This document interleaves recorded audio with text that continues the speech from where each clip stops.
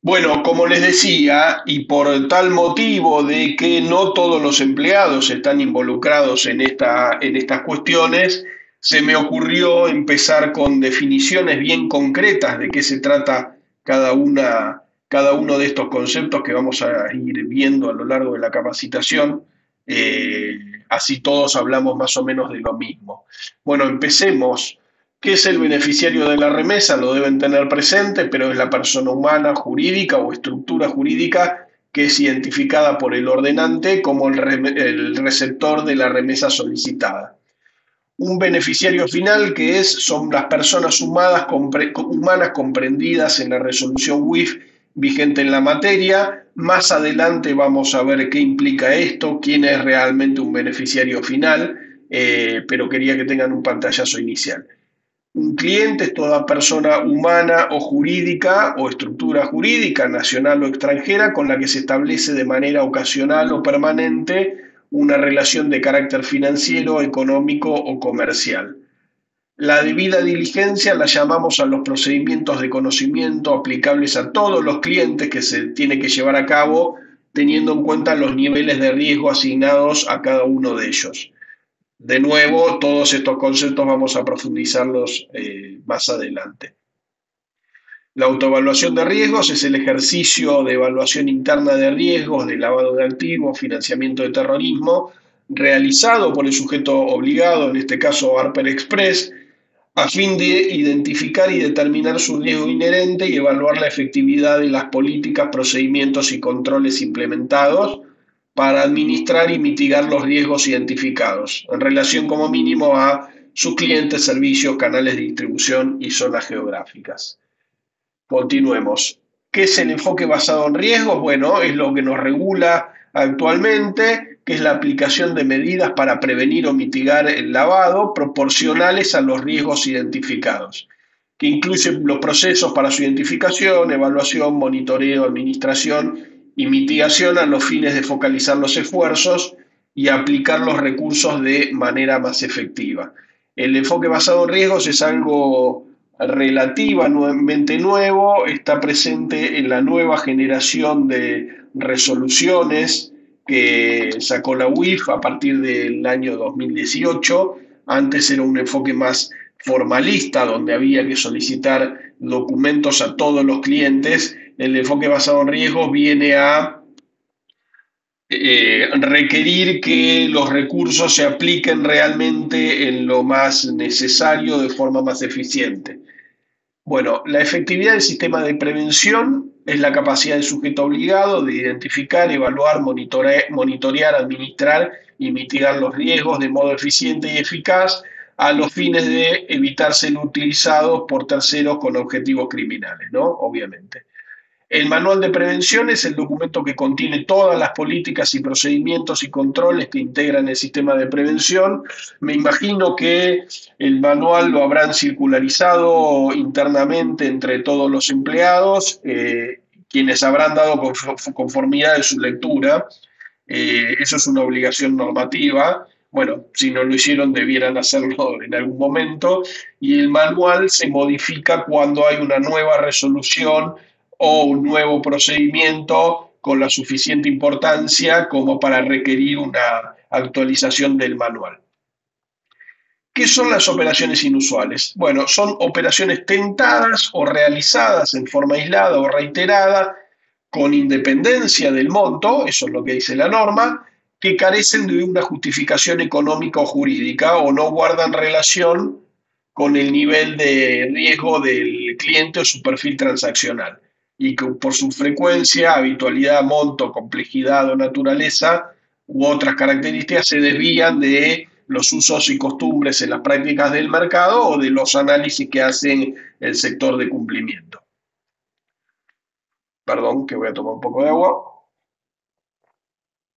Operaciones sospechosas. Bueno, esto es lo más importante de todo el circuito, porque es lo que la UIF espera, es la notificación que el sujeto obligado le da a la UIF diciendo, señalando que una operación es sospechosa, y es lo que activa la investigación de la UIF.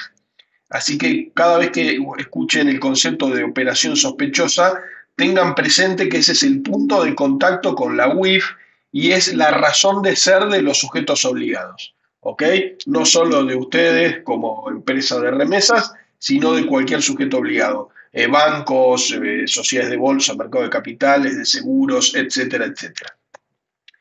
¿Y qué son, en definitiva? Son aquellas operaciones tentadas o realizadas que ocasionan una sospecha o motivo razonable para sospechar que los bienes o activos involucrados provienen o están vinculados con un ilícito penal o relacionados con la financiación del terrorismo o financiamiento de armas de destrucción masiva. O que habiéndose identificado previamente como inusuales, luego de un análisis y evacuación realizados por el sujeto obligado no permitan justificar esa inusualidad. Bueno, última definición, el riesgo de lavado de activos, financiamiento de terrorismo o de armas es la posibilidad de que una operación ejecutada o tentada por el cliente sea utilizada justamente para esos propósitos, lavado, financiamiento de armas. Y fíjense que la palabra tentada aparece en muchas de estas definiciones porque una operación no necesariamente debe ser realizada para ser considerada sospechosa, sino que el solo intento de realizar dicha operación puede disparar un reporte de operación sospechosa. Bueno, comencemos evaluando un poco el contexto, de dónde vienen estas cuestiones.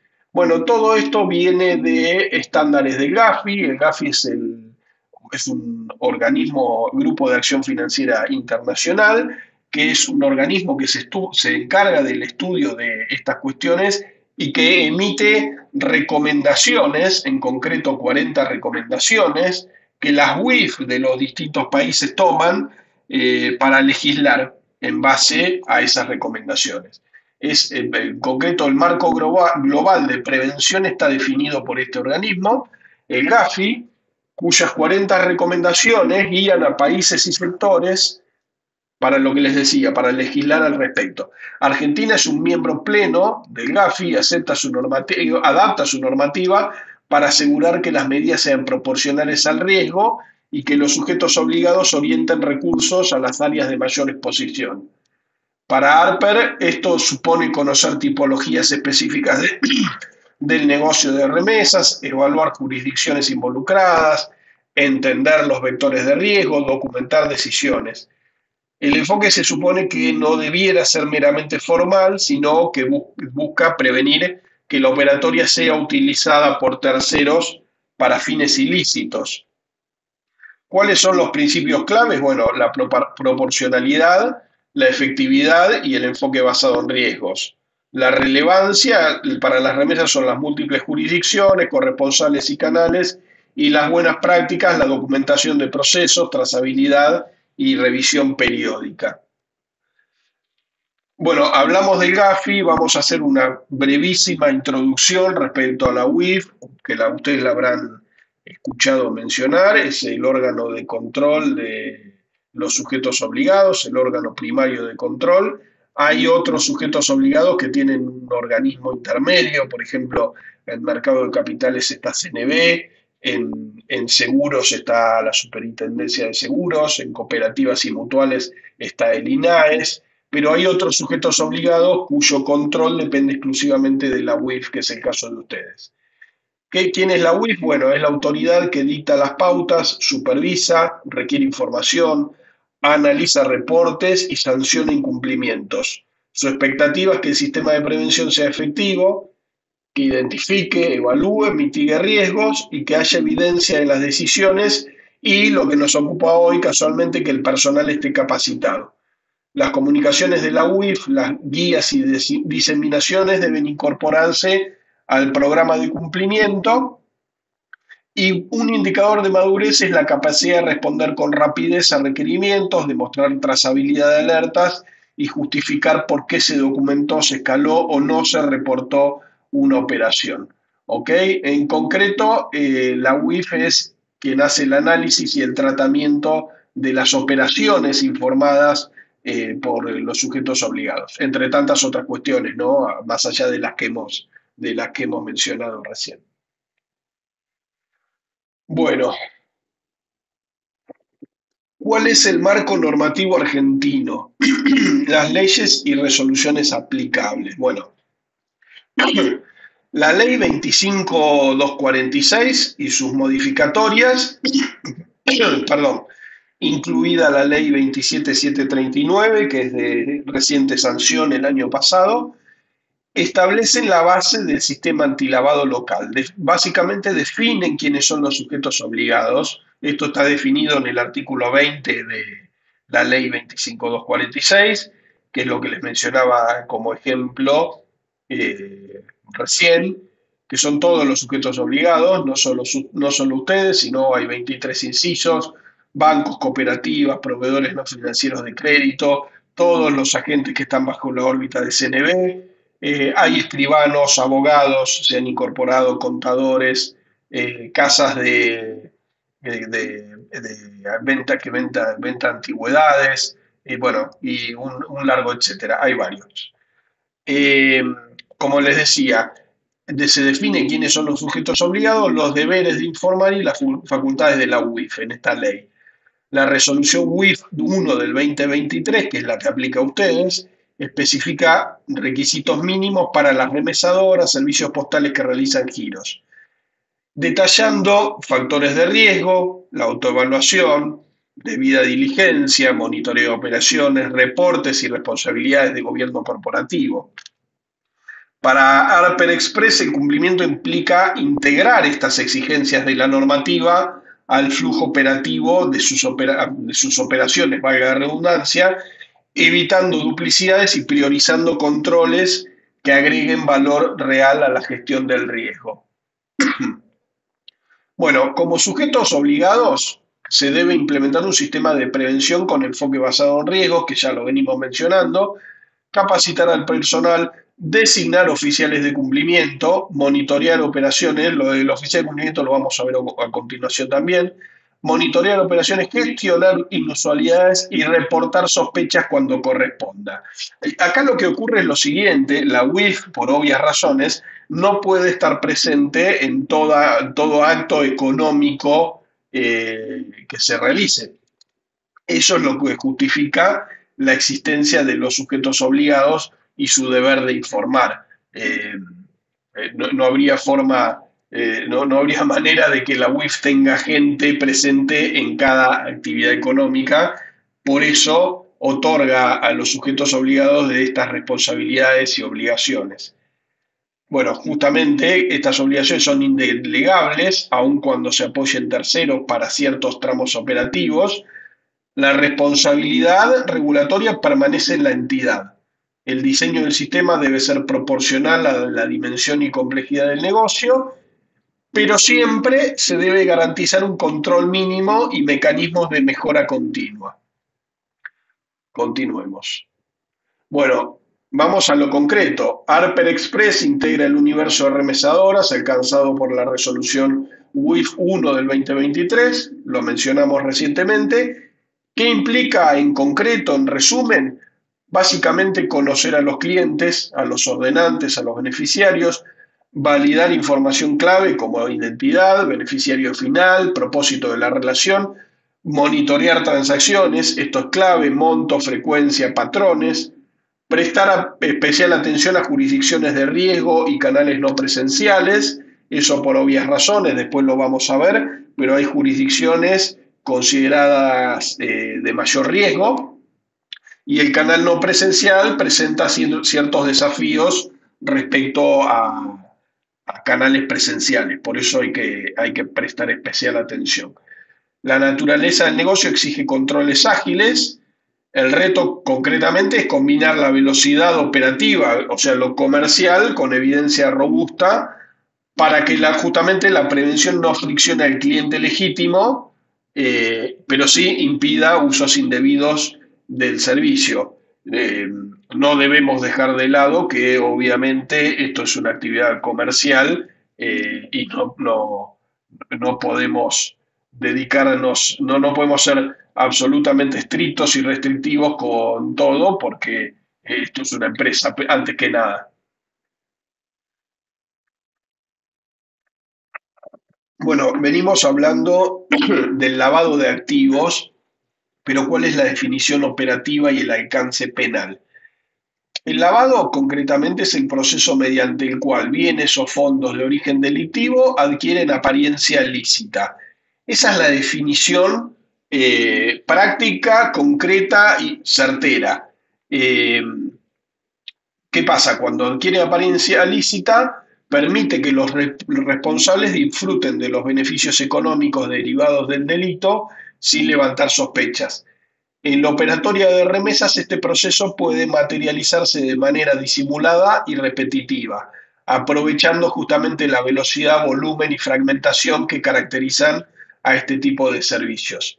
Algunos mecanismos frecuentes incluyen remesas fraccionadas o estructuradas, destinadas a dividir los montos significativos en operaciones menores para evitar alertas o umbrales de reporte, uso de terceros o intermediarios como remitentes o beneficiarios sin vínculo económico aparente con la operación, encadenamientos operativos donde los fondos se transfieren sucesivamente a distintas cuentas o jurisdicciones con el fin de ocultar el origen y diluir la trazabilidad del valor.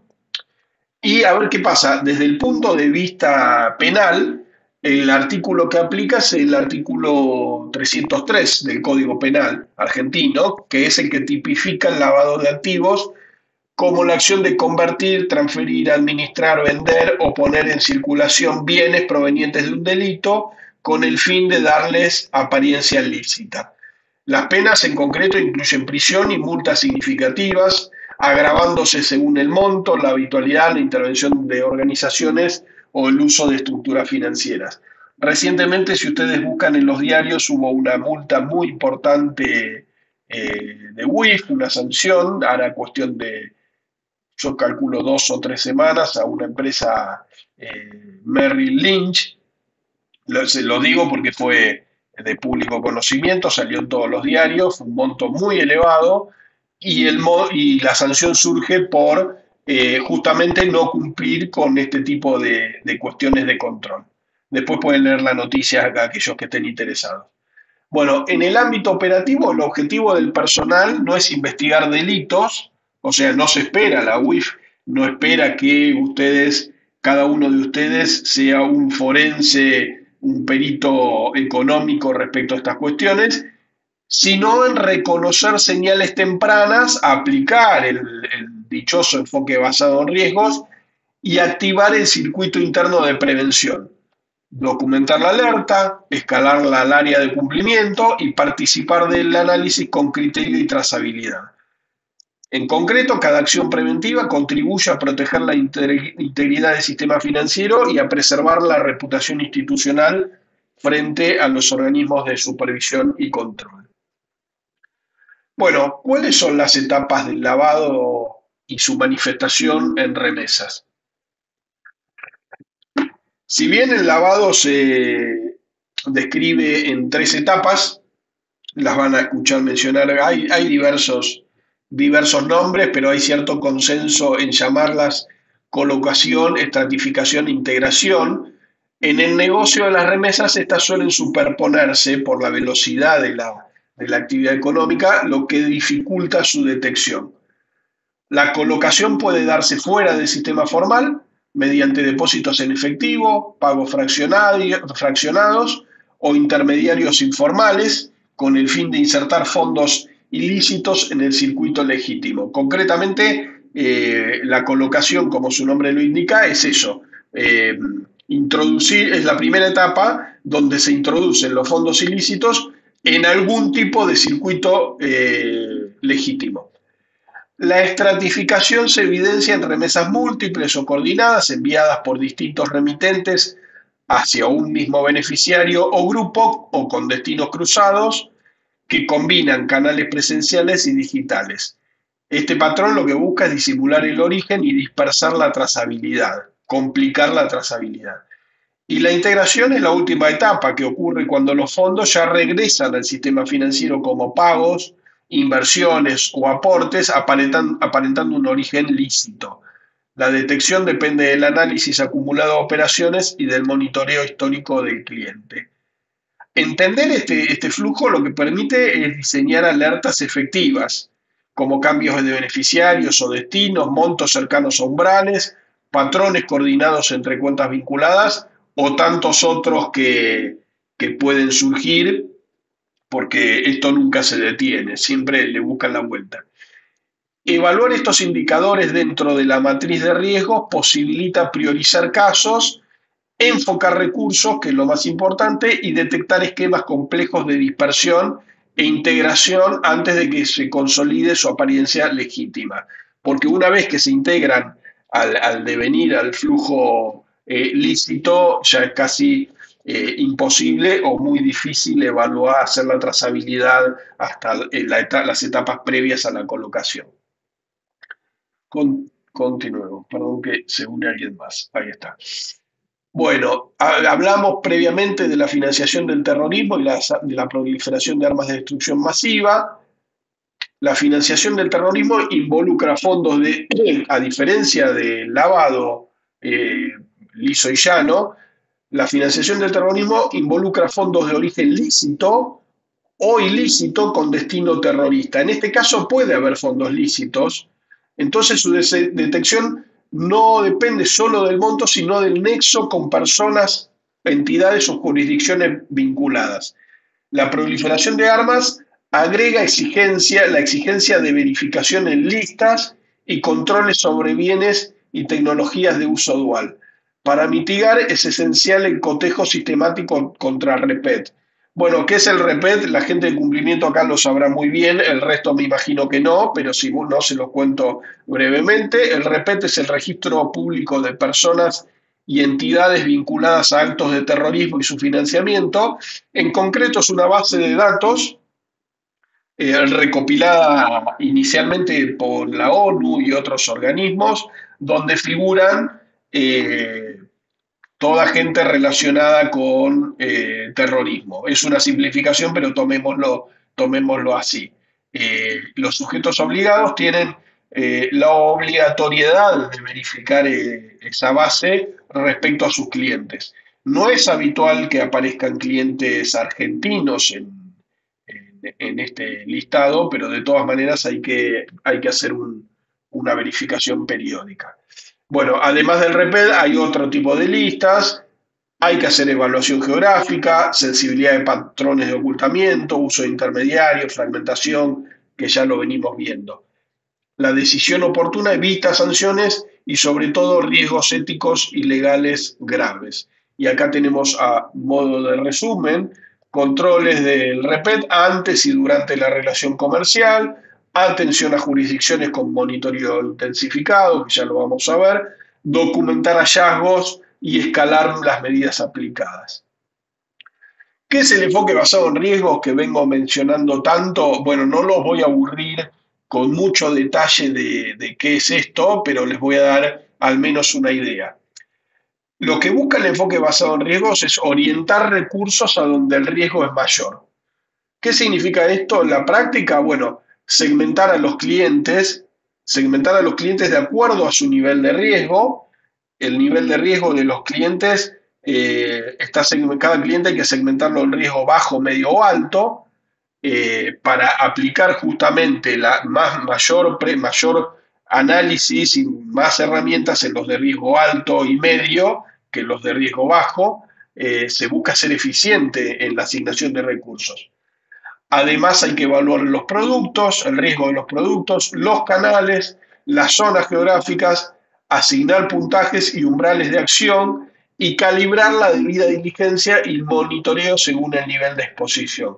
¿Qué significa esto último? Lo que les acabo de decir, los niveles de debida diligencia, que son el análisis que se hace sobre cada cliente, aplicarlos realmente donde más lo necesito. ¿Ok? A un cliente de riesgo bajo no le voy a estar solicitando lo mismo que a un cliente de riesgo medio y menos aún que a un cliente de riesgo alto. Un sistema efectivo conecta la autoevaluación con políticas concretas.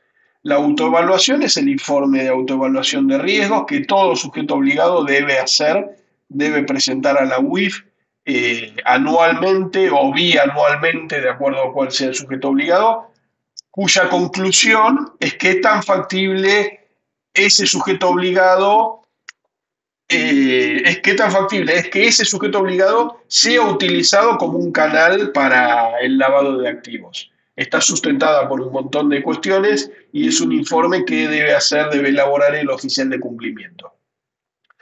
Entonces, como veíamos acá en el slide, ¿cuáles serían las políticas concretas? Aceptación de clientes, límites, alertas, indicadores operativos de frecuencia, montos, destinos, decisiones de trazabilidad, aceptar o reforzar controles, cerrar relaciones con clientes, que se puede hacer perfectamente, o en último caso, reportar clientes. El enfoque basado en riesgo no exime de cumplir los mínimos, pero los eleva cuando la realidad operativa así lo exige. Acá vemos en el cuadrito entender hasta qué punto se es vulnerable, permitir asignar eficientemente recursos y aplicar la gestión de riesgos. Los delitos pueden derivar de diferentes fuentes, aunque hay elementos de riesgo más vulnerables. El riesgo asociado a los elementos no es igual para todas las entidades, definitivamente, y los indicadores varían de una entidad a otra, también definitivamente. Ahora vamos a lo concreto de su actividad, las remesas como posible canal para operaciones de lavado. El sistema de remesas cumple, o sea, fuera de discusión, una función legítima al facilitar las transferencias internacionales entre personas. Sin embargo, la particularidad de la naturaleza ágil, el alto volumen de operaciones y los bajos montos promedios pueden ser aprovechados por organizaciones ilícitas para introducir fondos de origen delictivo en el circuito financiero. Los esquemas de fraccionamiento, uso de intermediarios o beneficiarios sin relación económica evidente con los remitentes son algunos ejemplos de las tipologías detectadas a nivel global para este tipo de actividad. Justamente el desafío consiste en distinguir entre el comportamiento legítimo, que va a ser el 99% de los casos, y las operaciones estructuradas con fines de ocultamiento. Los riesgos son justamente el fraccionamiento de montos para evitar los umbrales de reporte, beneficiarios que reciben remesas de múltiples remitentes sin vínculo aparente, uso de intermediarios o entidades prestadas, coloquialmente llamadas mulas, transferencias recurrentes hacia o desde jurisdicciones de riesgo o declaraciones imprecisas sobre el propósito o relación entre las partes. Continuemos. Bueno, acá hay algo de contexto, de tensiones macro y su impacto en el flujo de las remesas. Las remesas, obviamente, como toda actividad, no operan en un vacío regulatorio ni económico y su funcionamiento está condicionado por un entramado de factores macroeconómicos, normativos y financieros que influyen directamente en el flujo y la trazabilidad de las operaciones. Entre ellos se destacan las regulaciones cambiarias, los controles de capital, las políticas migratorias, los sistemas bancarios internacionales y las fluctuaciones de los mercados de divisas. Cuando los controles se endurecen, aumentan las restricciones de transferencia o las comisiones se elevan, se generan fricciones que afectan la formalidad del circuito financiero. Y justamente en ese contexto, algunos usuarios buscan canales alternativos o informales para reducir costos o sortear límites regulatorios, incrementando los riesgos de que se canalicen fondos por fuera del sistema supervisado. Estas tensiones crean un terreno propicio para que los flujos lícitos e ilícitos se mezclen y elevan la exposición de las remesadoras a riesgos de lavado o financiamiento del terrorismo, especialmente cuando no se ajustan los mecanismos de monitoreo a tiempo. En síntesis, comprender la interacción entre entorno y operatoria permite a las remesadoras anticipar desviaciones, reforzar la trazabilidad y preservar la integridad del sistema ante escenarios económicos y normativos dinámicos. Esto es muy habitual, yo lo veo en concreto. Desde el estudio asesoramos a sujetos obligados de distintas industrias y es muy habitual ver que cuando alguna normativa del Banco Central se pone más restrictiva, un gran porcentaje de operaciones tienden a otros sujetos obligados. Por ejemplo, a las remesadoras en este caso, pero ha pasado mucho en este último tiempo a los PSAV, que son los proveedores de servicios de activos virtuales, en concreto criptomonedas, con lo cual es todo un ecosistema interrelacionado que justamente es de lo que estamos hablando, que su funcionamiento el funcionamiento de estas actividades está condicionado por un entramado de factores que exceden a la actividad misma. Bueno, vamos a ver controles y señales de alerta. Las remesadoras deben fortalecer sus controles bajo un enfoque basado en riesgos, priorizando la detección de patrones inusuales. Es fundamental combinar monitoreo automatizado con revisión analítica, asegurando que cada alerta se documente y evalúe con criterios uniformes. La prevención efectiva se logra justamente mediante la segmentación de clientes, la actualización periódica de perfiles, validación documental y trazabilidad de decisiones. Una gestión activa del riesgo no solo evita sanciones, sino que preserva la integridad del sistema y la confianza de los usuarios. ¿A qué se debe prestar atención? Bueno, a las alertas, a los límites acumulativos, a la validación documental, al escalamiento y el registro formal del análisis de las operaciones inusuales y a generar una práctica de retroalimentación continua entre monitoreo, capacitación y ajustes normativos, tendiente a hacer cada vez más eficiente el sistema de prevención.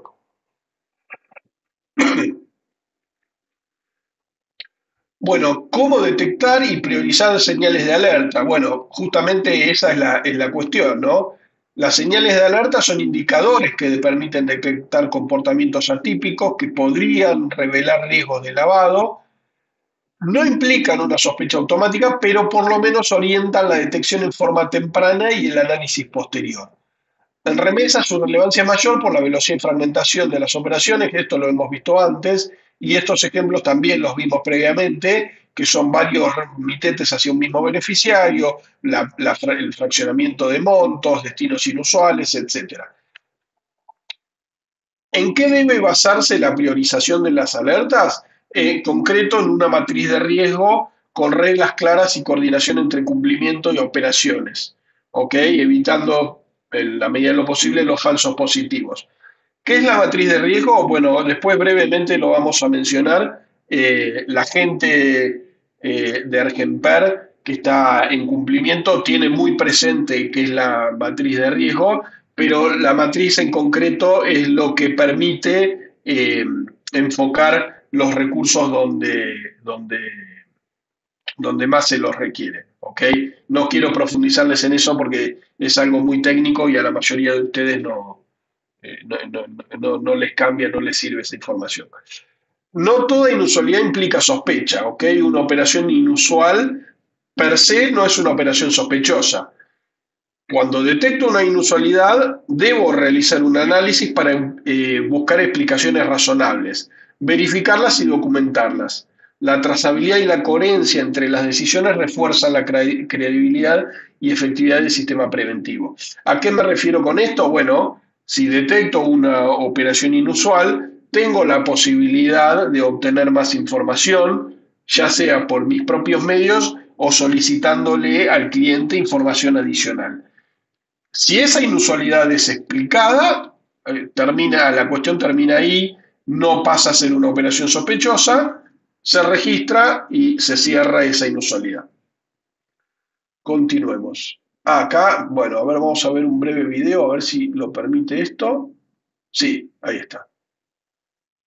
Acá hay algunos ejemplos que encontré que me parece que aplican, aparte me deja descansar un poquito.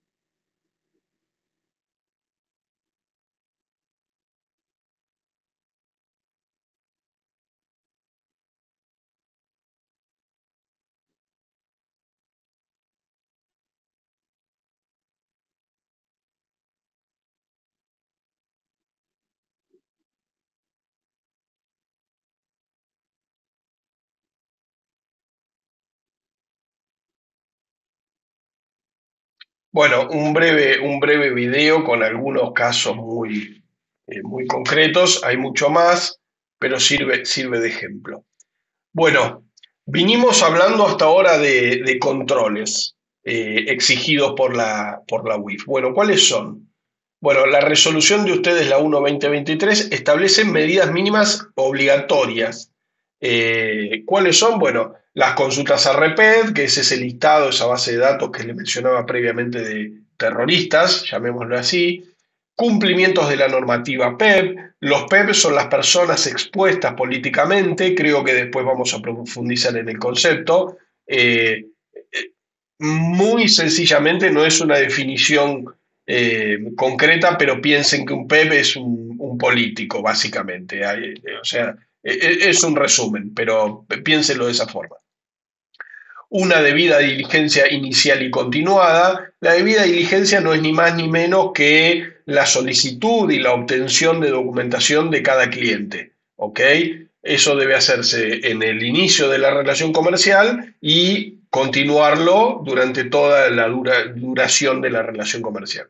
La segmentación de clientes que les mencioné antes, esto es la segmentación de clientes en base a su riesgo asociado. El resultado de segmentar a los clientes en base a riesgo es bajo, medio o alto y está dado por una suerte de factores como por ejemplo nacionalidad, actividad, origen de los fondos, por dónde opera. Son matrices que se construyen para eso.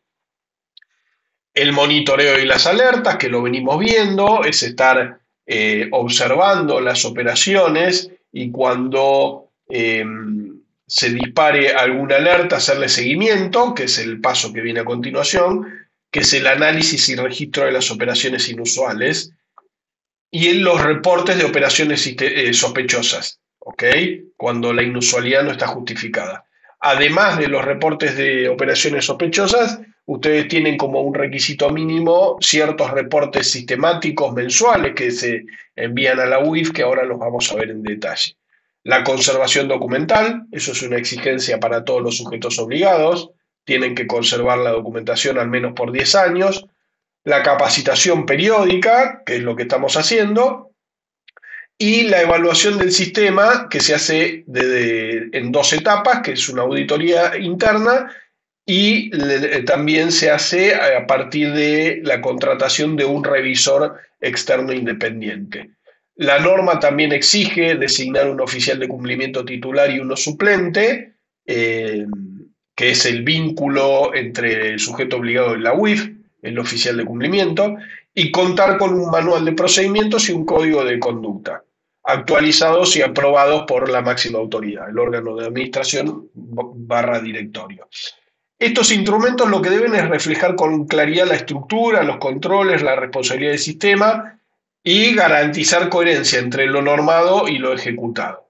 La UIF evalúa la consistencia y eficacia de todos estos elementos, verificando que las políticas, los registros y controles operen de manera integrada y trazable. ¿Qué significa esto en concreto? Que el manual debe contener las políticas y procedimientos propios de Argenper y debe reflejarse las metodologías implementadas para cada cuestión.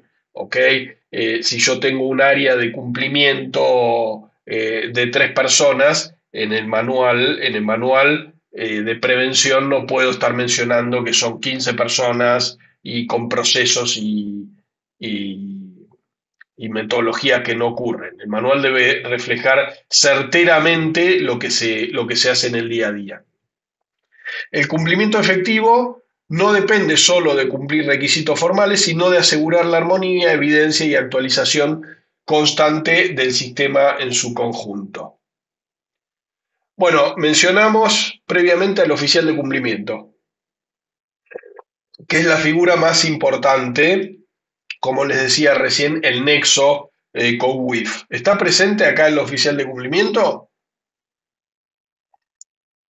No, no, o no está o no se quiere dar a conocer. Bueno, ustedes sabrán internamente quién es el oficial de cumplimiento. Sí, buen día. Estoy Hola. presente. Ok, perfecto, Víctor. Sí, sí, Bueno, me imagino, no te lo podías perder. Bueno, sí, eh, Bueno, el oficial de cumplimiento es quien lidera y da coherencia al sistema en su conjunto. Actúa como eje técnico y ético dentro de la organización, es el que desarrolla todos estos procedimientos, el que arma el plan de capacitación, es quien tiene la responsabilidad de elaborar el informe de autoevaluación y su conclusión, garantizar las políticas internas, controles y procedimientos que reflejen el perfil de riesgo real de la entidad. Entre sus principales responsabilidades se encuentran lo que les mencionaba: diseñar y proponer políticas y procedimientos basados en el enfoque basado en riesgos, elaborar el manual de prevención asegurando la alineación normativa y operativa, coordinar la autoevaluación de riesgos y validar la coherencia entre las matrices, tolerancia y resultados, aprobar clientes de alto riesgo y PEP extranjeras, y documentar el análisis y las medidas mitigantes, supervisar el monitoreo y análisis de inusualidades, garantizando la trazabilidad y oportunidad. Diseñar y ejecutar el plan de capacitación anual, adaptado por perfiles, lo que les comentaba recién, y atender potenciales requerimientos de UIF y coordinar la respuesta institucional. Debe contar con independencia funcional, acceso irrestricto a la información y respaldo del órgano de administración, además de que se le deben otorgar los recursos adecuados. Su eficacia se mide por la consistencia del sistema, la oportunidad de respuesta y la mejora continua basada en evidencia. En concreto, el oficial de cumplimiento combina gestión, control y liderazgo, siendo el vínculo entre la regulación, esa famosa resolución WIF 1 del 2023, la operación y la cultura del cumplimiento. Y esto lo agrego a título personal: el oficial de cumplimiento y su equipo es una persona que muy posiblemente se esté peleando con sectores comerciales habitualmente, que es lo que suelo ver. Bueno, y ahora vamos al órgano de administración, el directorio. ¿Cuáles son las responsabilidades y supervisión? Bueno, es la máxima autoridad de las empresas de envío de dinero y de las remesadoras, y tiene un rol central en el gobierno del sistema de prevención. Entre las responsabilidades, bueno, aprueba la autoevaluación de riesgos, este informe que elabora el oficial de cumplimiento, la declaración de tolerancia al riesgo, el manual de procedimientos, el código de conducta, los planes de capacitación y cualquier política que defina la estructura del sistema. O sea, tiene que aprobar todo lo que genera el oficial de cumplimiento.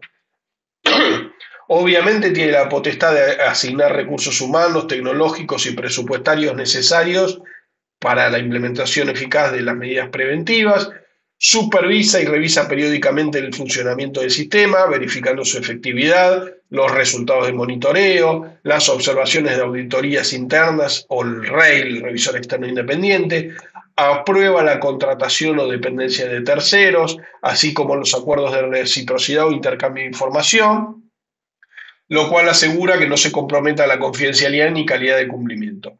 Valida planes de regularización o mejora elaborados ante hallazgo de la auditoría o inspecciones, y tiene la obligación de integrar el riesgo de lavado a la estrategia general del negocio, promoviendo una cultura de cumplimiento que trasciende el plano formal. ¿Ok? La falta de liderazgo e involucramiento de la alta dirección se traduce, según la UIF, en controles desalineados, decisiones reactivas y debilidad de la respuesta institucional ante incidentes o sanciones. Y esto yo se los confirmo por mi experiencia personal en otros sujetos obligados, donde el no acompañamiento del órgano de administración al oficial de cumplimiento genera rispideces y muchas veces sanciones. ¿Ok? La verdad, hay que trabajar en forma mancomunada, hay que darle independencia al oficial de cumplimiento para evitar justamente sanciones, sumarios, etcétera. Que por otro lado, además está decir que cada vez que la UIF hace un sumario a un sujeto obligado, con independencia de cuáles sean los motivos, los sumariados van a ser el órgano de administración y el oficial de cumplimiento. Así que otro motivo para cumplir con estas cuestiones. Bueno, lo que estamos haciendo: capacitación. Alcance, frecuencia y la medición de impacto. La resolución establece que la capacitación debe ser anual y sistemática y que es parte esencial del sistema de prevención. Debe estar orientada a fortalecer la cultura de cumplimiento en todos los niveles de la organización, no solo en aquellos sectores de cumplimiento. Debe incluir a todo el personal, con contenidos adaptados a cada perfil. Los programas deben abordar la normativa vigente, que es lo que estamos haciendo, las tipologías relevantes, que es lo que estamos haciendo, los procedimientos internos y el análisis de casos reales o simulaciones, que luego lo vamos a ver. La entidad debe evaluar el aprendizaje y conservar evidencia de asistencia, evaluaciones y materiales. Eso lo vamos a hacer a posteriori y después hablaré con Mónica, me imagino, a ver si hacemos una suerte de múltiple choice, que les prometo que será sencillo para evaluar los contenidos de la capacitación que estamos dando hoy. La eficacia no solo se mide por la participación, sino por mejoras operativas observables, como mayor calidad de alertas, menor reincidencia de errores y respuesta más eficiente ante incidentes. Se supone la capacitación debiera ser un proceso continuo con refuerzos ante cambios regulatorios, nuevos productos, hallazgos de auditoría o incidentes relevantes. Su cumplimiento debe ser documentado, medible y verificable, demostrando que el conocimiento adquirido se traduce en acciones preventivas efectivas.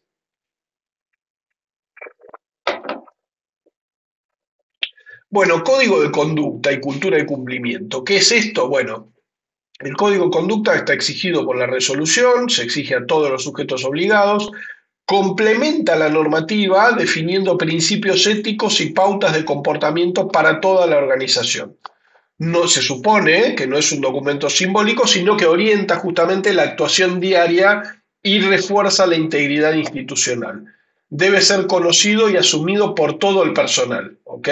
Desde la dirección hasta las áreas operativas, e incluir un régimen disciplinario claro que sancione incumplimientos o promueva buenas prácticas.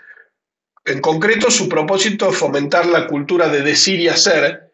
Si un procedimiento no puede cumplirse, se ajusta, no se simula que se cumple. Así se evita el cumplimiento formalista y se fortalece la credibilidad del sistema. La cultura ética se sostiene con liderazgo visible, transparencia y aprendizaje continuo.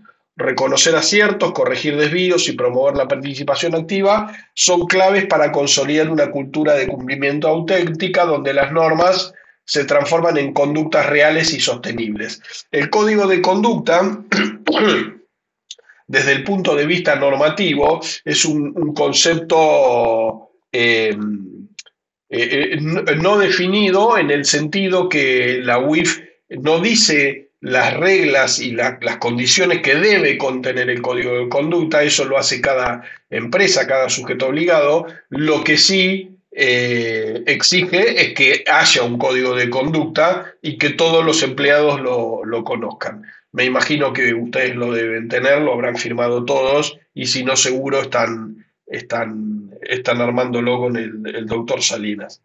Bueno, continuemos. Tolerancia al riesgo. Bueno, ¿cuál es la definición institucional y el uso? Sí, Mónica. Andrés, yo quiero el tema del código de conducta. Sí. Lo tienen todos, ya se había enviado vía mail, al igual que el manual de prevención. Impecable, impecable. A ese respecto, lo único que tienen que hacer ustedes desde el sector de cumplimiento es conservar la aceptación de lectura de cada empleado. Eso pueden hacerlo simplemente por mail. O sea, cada empleado podría contestar el mail enviado con el código de conducta y del manual diciendo ratifico su lectura y acepto los términos o algo por el estilo. ¿Ok? Buenísimo, lo tenemos en cuenta, gracias.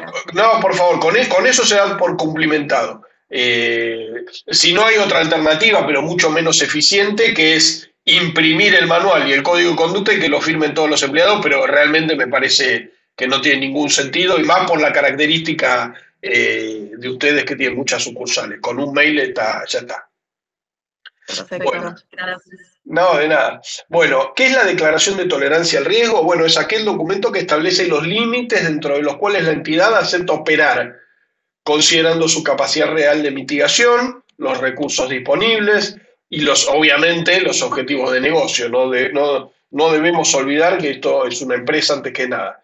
No es un documento formal sin efecto operativo, sino que constituye la referencia central para definir políticas de admisión de clientes, límites transaccionales, excepciones y criterios de priorización de alerta dentro del sistema de monitoreo. Su contenido debe ser consistente con los resultados de la autoevaluación de riesgos, esto bueno, es una obviedad, con las exposiciones identificadas en la matriz institucional, y hay que considerar que una tolerancia mal definida, ya sea o muy laxa o muy restrictiva, puede generar desviaciones, lo que implicaría aceptar riesgos que la entidad no puede controlar o bloquear operaciones legítimas que aportan valor. Por eso hay que tunear la declaración de tolerancia al riesgo.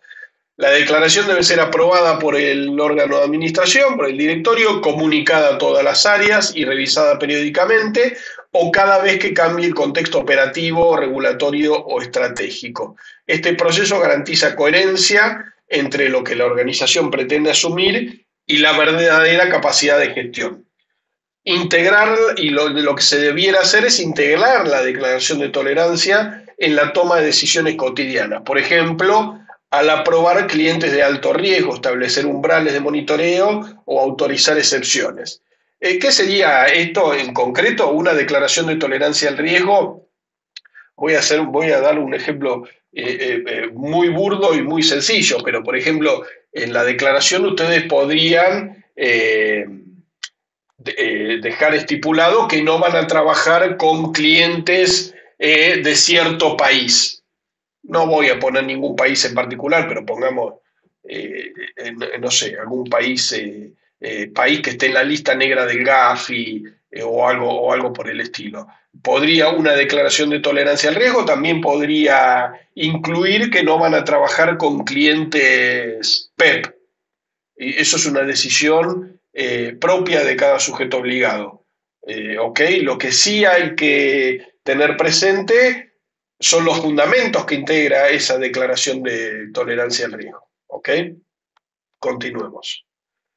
Bueno, hasta ahora hemos mencionado tangencialmente al sistema de prevención. Vamos a hablar un poquito más de esto, de qué se trata.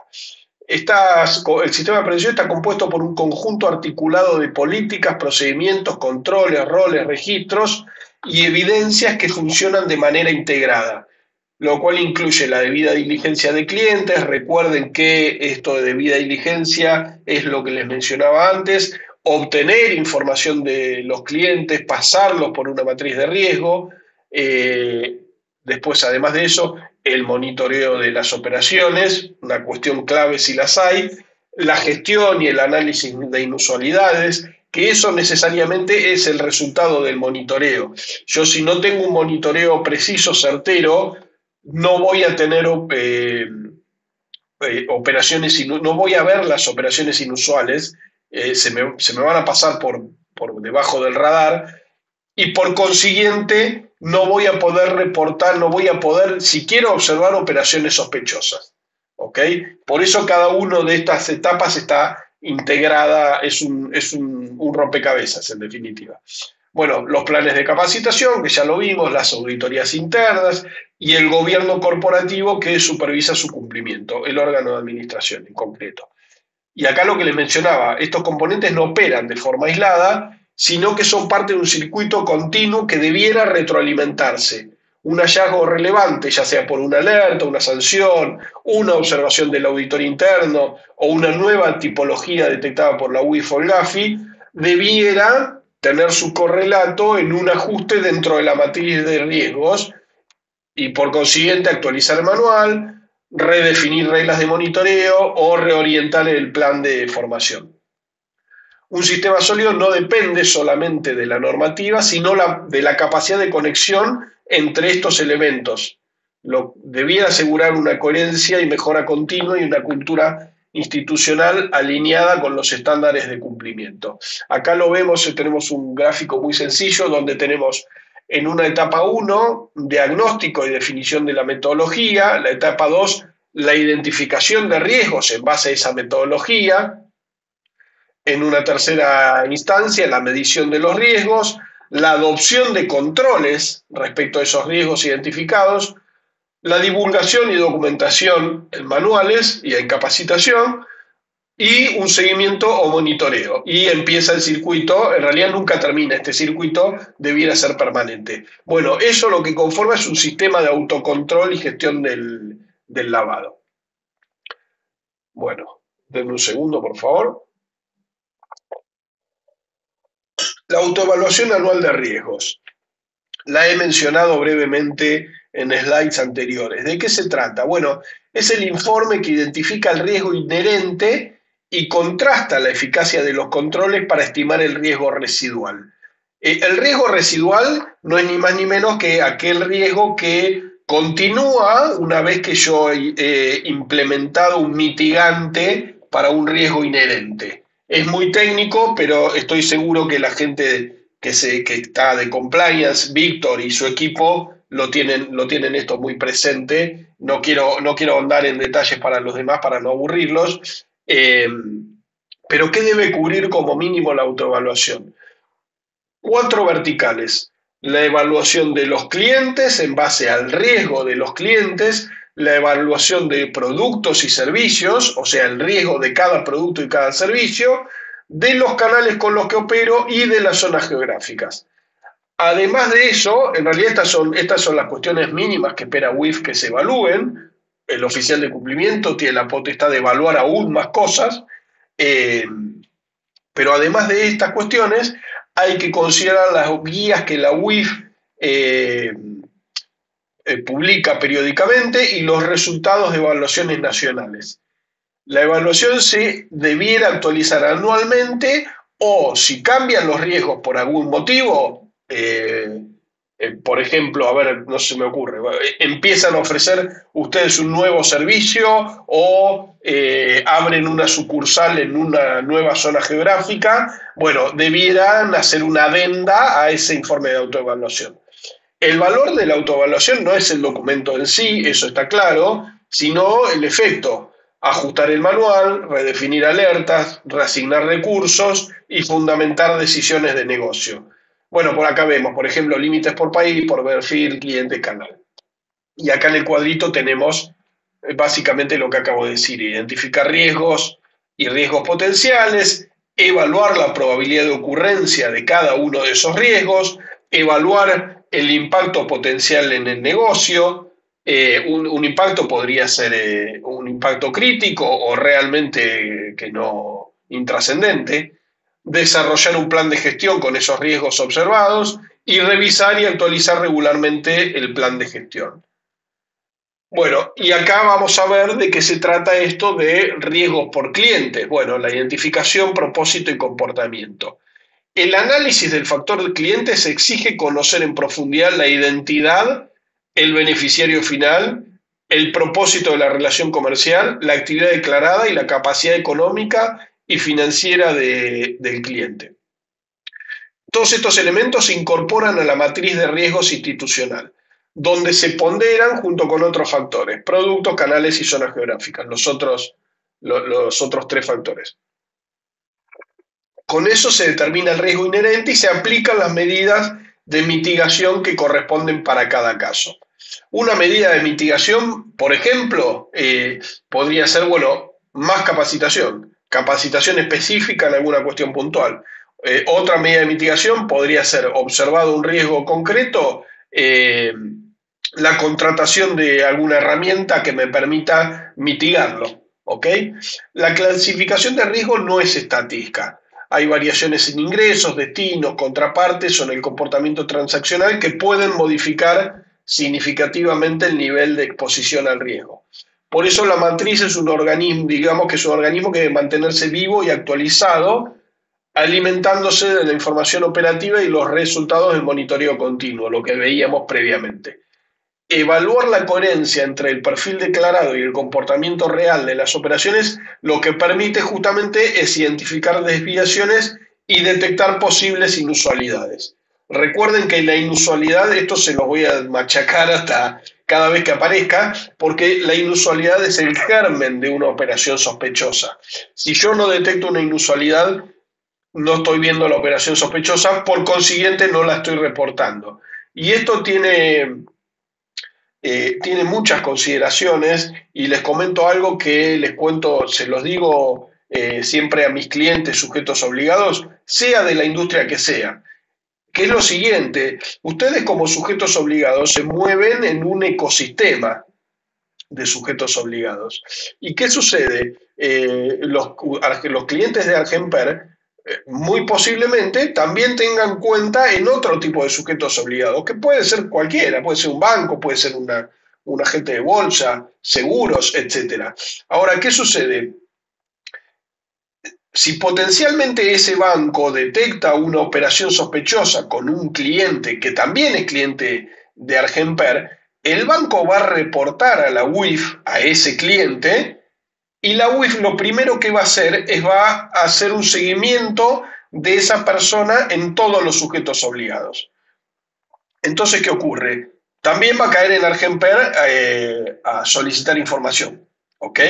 Y Argenper tiene que tener las cosas prolijas y justificadas para evitar sanciones, digamos. Por eso no siempre hay que tener eso muy presente. Los clientes se mueven y tienen cuentas en muchos sujetos obligados, no tienen una relación de exclusividad con uno. Bueno, veamos. Acá vemos lo de los PEP, las personas expuestas políticamente. Estos son perfiles sensibles que, ya sea por su actividad, residencia o utilización de terceros, necesariamente requieren medidas reforzadas de debida diligencia, lo que se llama debida diligencia reforzada, y aprobación para el inicio de la relación comercial por parte del oficial de cumplimiento o el órgano o el directorio. Finalmente, toda la información debe estar respaldada por evidencia verificable: documentos de identidad, comprobantes de ingreso, registro de consultas a bases confiables, REPET, PEP, etc. Y trazabilidad de las decisiones adoptadas.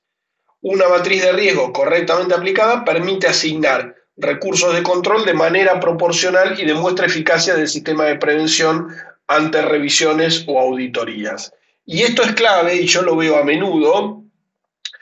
No es lo mismo, ante una potencial auditoría de UIF, tener un procedimiento desarrollado que UIF considera incompleto o erróneo, a no tener ningún procedimiento.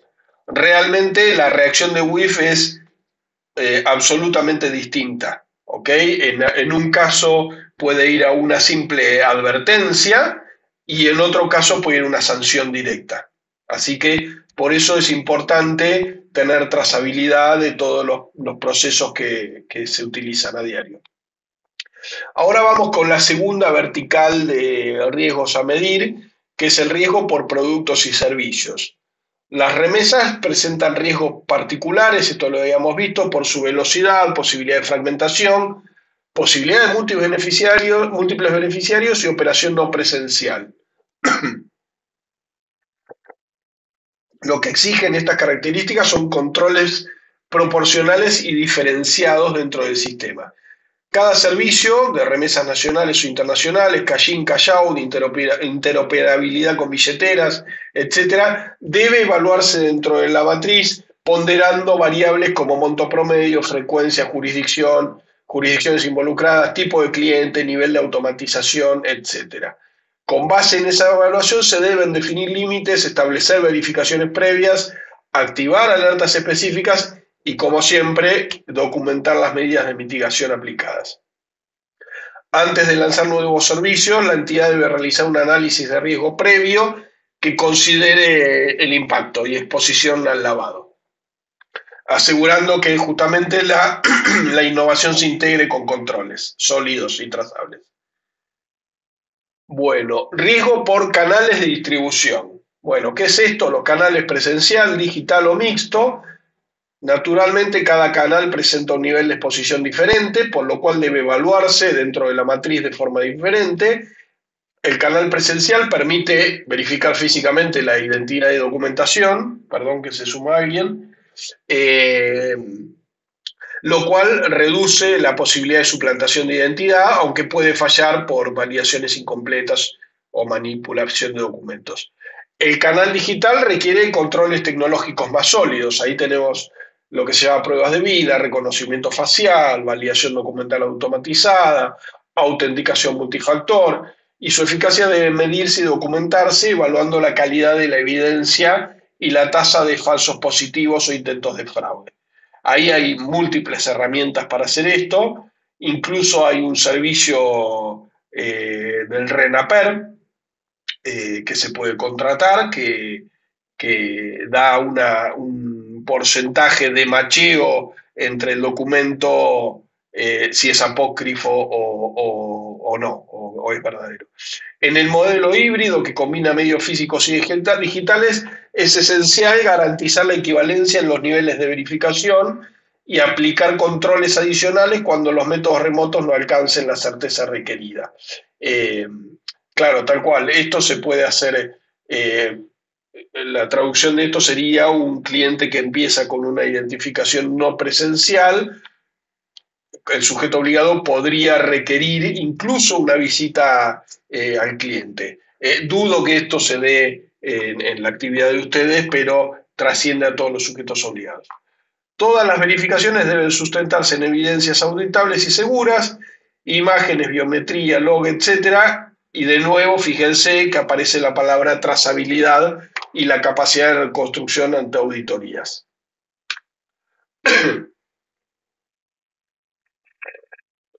Este es el riesgo por zonas geográficas. Vamos a ver de qué se trata. El análisis de las zonas geográficas evalúa el nivel de criminalidad, efectividad de controles de lavado locales, sanciones internacionales y observaciones del Gafi. En el negocio de las remesas resulta clave identificar el origen y destino de los fondos, los corredores de mayor volumen y los cambios de patrones operativos que puedan evidenciar exposición a jurisdicciones de riesgo. La matriz debe reflejar la exposición territorial, asignando niveles según criterios objetivos. Inclusión en listas del Gafi, transparencia fiscal, cooperación internacional y antecedentes de delitos financieros. Determinadas jurisdicciones ameritan sí o sí debida diligencia reforzada, con verificaciones adicionales, validación de contrapartes y aprobación escrita, trazable del oficial de cumplimiento.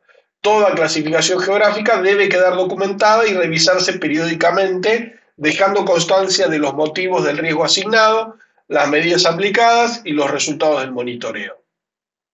La gestión efectiva no consiste en excluir países, sino en entender los flujos, aplicar controles proporcionales y demostrar trazabilidad frente a inspecciones o auditorías. Mencionamos lo del Gafi, que en los primeros slides apareció. Recuerden que es el Grupo de Acción Financiera Internacional, que es el que tiene estas 40 recomendaciones que toman la UIF de los distintos países para adaptar su legislación. Pero además de eso, el Gafi tiene un listado, una lista de países, y de acuerdo a la proporcionalidad de los controles implementados por cada país, un país puede estar en la lista negra, que son países con deficiencias en sus sistemas de prevención, son países de alto riesgo; lista roja, que son países llamados a aplicar política que directamente no tienen; lista gris, países en proceso o con plan de acción para prevenir el lavado; lista gris oscuro, países que no manifiestan progreso satisfactorio en la aplicación del plan de acción acordado con el Gafi. En concreto, si ustedes buscan la lista, están especificados los países. Ahora no los tengo presentes, pero después al que le interese puede buscar y se fija en cada lista qué países están. Y esto hay que tenerlo presente al momento de hacer una evaluación por zona geográfica. ¿Ok? No es lo mismo que el destinatario de una remesa esté, no sé, pongamos por caso, Brasil, Perú, a que esté en una zona de alto riesgo. Ya les digo, no recuerdo ahora, pero por ejemplo, en la lista negra creo que estaba Irán o alguno por el estilo. ¿Ok? No es el mismo el tratamiento que que hay que hacerle. Bueno, ¿cómo se mitigan los riesgos, todos los riesgos que estuvimos viendo hasta ahora? Bueno, hay que aplicar controles, plazos e indicadores. Una vez que tengo identificados los riesgos, lo que debe hacer la entidad es aplicar controles proporcionales, obviamente, y documentarlos, como siempre decimos, con límites operativos, verificaciones reforzadas, segmentación de clientes, alertas automáticas, monitoreo continuo y decisiones de aceptación o desvinculación de clientes. Estos mecanismos deben alinearse con la matriz de riesgo y adaptarse al nivel de exposición detectado. ¿Ok? Si yo tengo un cliente de riesgo bajo, no le voy a estar solicitando información en exceso, no voy a estar pidiendo informes comerciales en exceso tan frecuentemente como si es un cliente de riesgo alto. La eficacia de los controles se mide en concreto mediante indicadores objetivos como porcentaje de alertas justificadas, tiempos de resolución, reincidencia, etc. Estas métricas lo que permiten es evaluar si las acciones son efectivas y sostenibles. Los plazos operativos deben ser realistas y respetados y las excepciones solo pueden autorizarse y registrarse formalmente asegurando trazabilidad y consistencia. La mitigación eficiente lo que evita son los extremos, lo que les decía, ni exceso de falsos positivos que sobrecargan los recursos y ni una laxitud absoluta que oculta operaciones relevantes. El objetivo en concreto es mantener un sistema de control proporcional dinámico basado en evidencia, revisado continuamente para sostener su eficacia, y esto lo agrego, pero que comprometa en la menor medida posible la actividad comercial, ¿no? Obviamente. Acá tenemos en el grafiquito, bueno, ¿qué hay que hacer? En la primera instancia, identificar los riesgos, evaluar el impacto y la probabilidad, desarrollar un plan de mitigación para esos riesgos, implementar medidas preventivas, establecer planes de contingencia, monitorear y revisar periódicamente, estudiar el caso y después, bueno, sugerir consejos para una mitigación eficaz de riesgos. Esto es lo que venimos viendo a lo largo de toda la presentación, pero es la forma concreta de mitigar los riesgos. En concreto, un riesgo podría ser, por ejemplo, el ejemplo que les di antes, yo detecto que un sector importante de la compañía no está lo suficientemente capacitado para tratar con los clientes, para solicitar la información a los clientes. Bueno, eso es la identificación de un riesgo. Estaríamos en el paso 1. Evaluar el impacto y la probabilidad sería el paso 2. Digo, no, bueno, esto es un tema sensible, tenemos que solucionarlo. Ok, desarrollemos un plan de mitigación.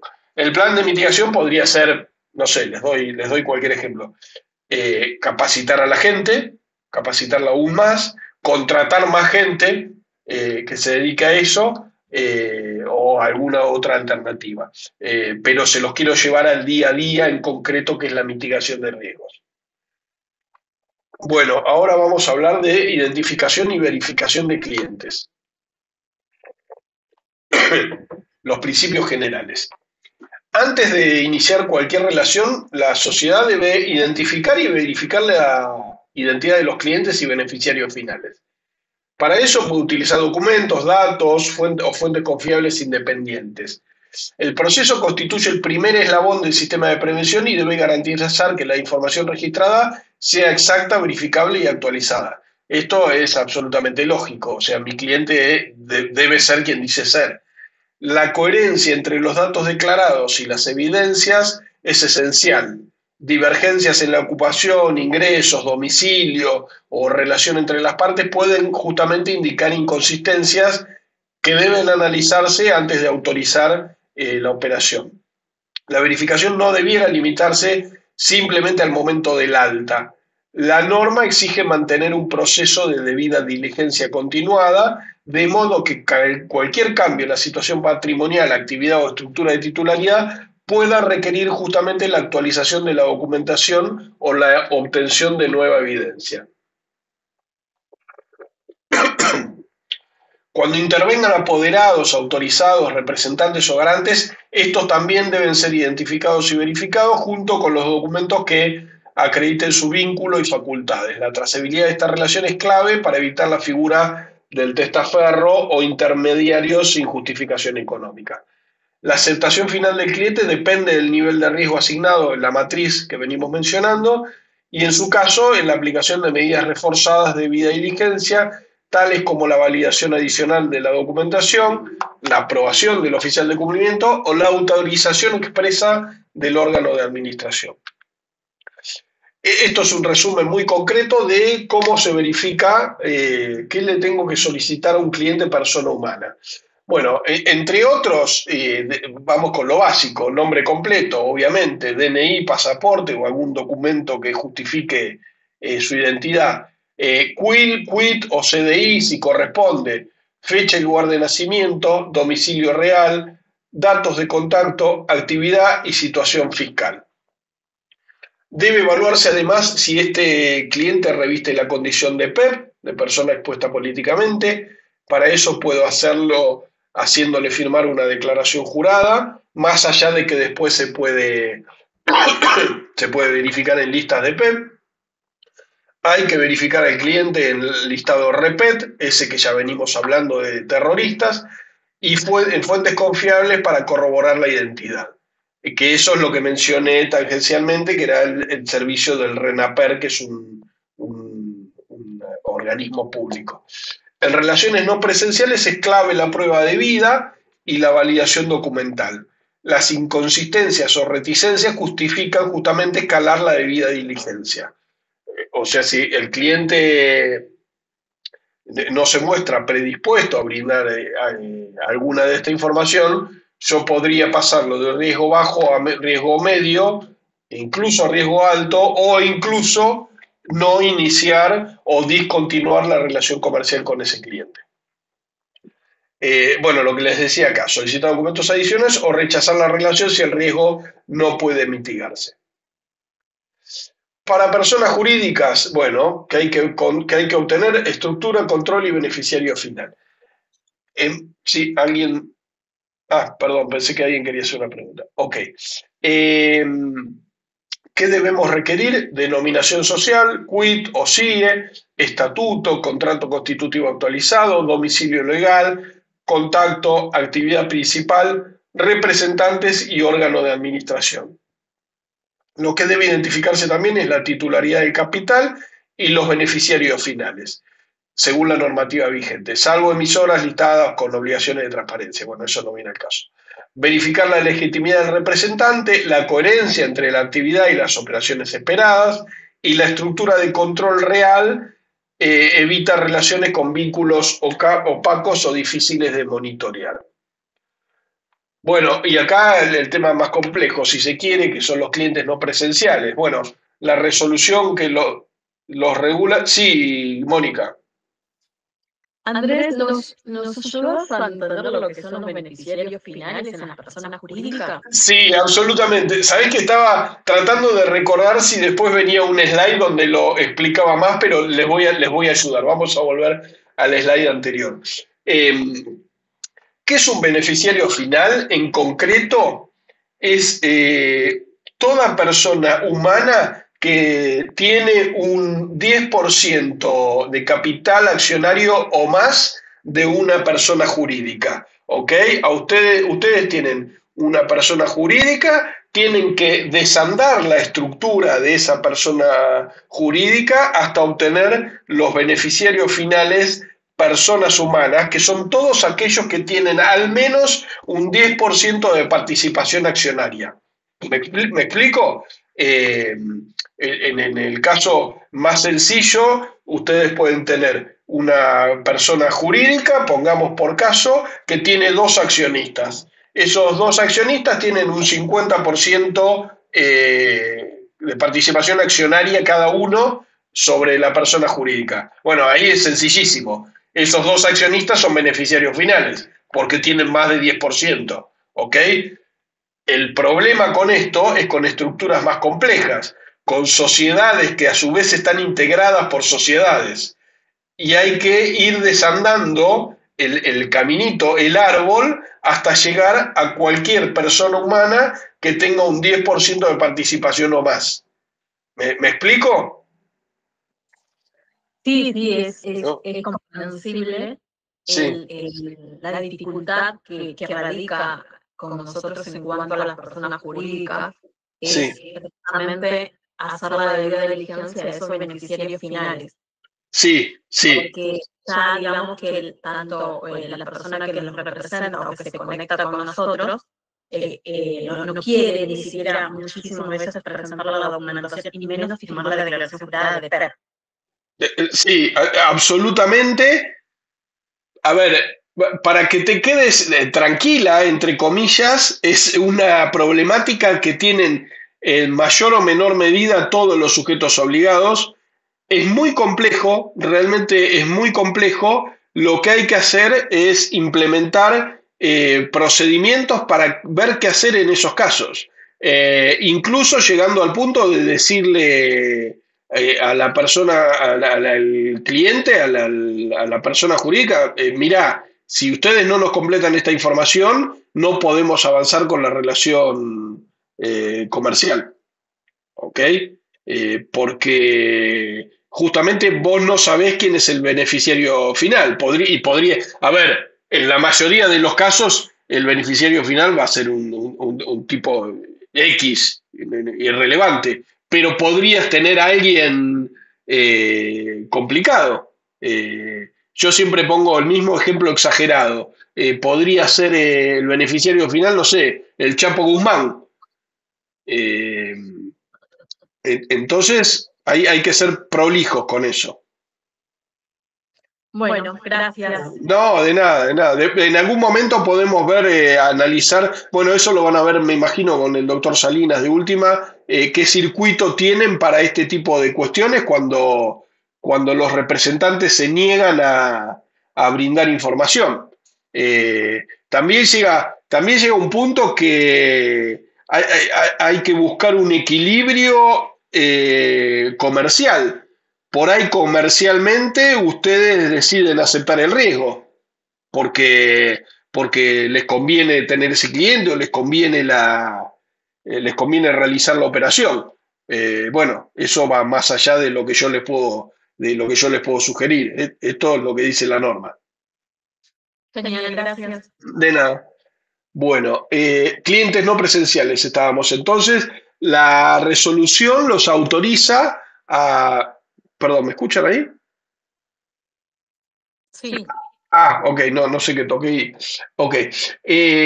La resolución autoriza la identificación y verificación no presencial de clientes siempre que se utilicen medios electrónicos seguros, almacenables y auditables, los cuales deben garantizar la autenticidad de la identidad y la integridad de la documentación presentada, generando registros trazables. Nuevamente aparece la palabra, el concepto de trazabilidad, y no manipulables. Entre las herramientas válidas se incluyen sistemas de onboarding remoto, reconocimiento facial con prueba de vida, validación de documentos mediante OCR, autentificación multifactor y cotejo con bases confiables, RENAPER, la que les mencionaba, AFIP, /ARCA u otras fuentes confiables. Los registros deben conservarse con evidencia digital, verificables, sellos de tiempo y logs de actividad protegidos. Si la seguridad técnica o la evidencia digital no alcanzan niveles adecuados, deben aplicarse medidas adicionales como validaciones presenciales, lo que les mencionaba antes, que es una posibilidad, o documentación complementaria, o directamente rechazar el alta. La decisión y el fundamento deben quedar registrados. La calidad y trazabilidad de la evidencia tiene el mismo valor que la documentación física, por lo que la política institucional debe establecer criterios mínimos de confiabilidad tecnológica, revisión manual de casos dudosos y actualización continua frente a innovaciones o cambios regulatorios.